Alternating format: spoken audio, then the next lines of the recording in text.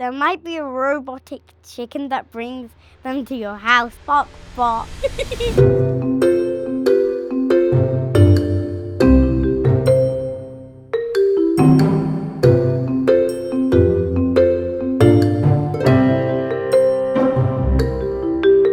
The robots will come to your door and then give you your parcel. It's just going to go ding dong and you're going to have a drone just deliver your food. You'd have a controller, like to have a robot to rub the food and put it on the table. And just like those giant hand things to clean up the plates so then you don't have to do it yourself. Oh, it's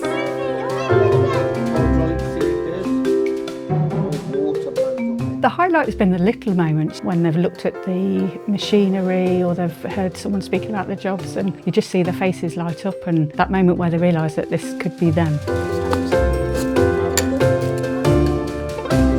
nice and slow. I like making things and designing. My invention would be a machine in the future that could turn rubbish into metal. Something to help people who might not have arms and hands like we do. I would make a machine that picks up rubbish from the ocean. These children, if we make them aware of the world and the environment, then they can start planning now while they're younger about how they'd like to change the world.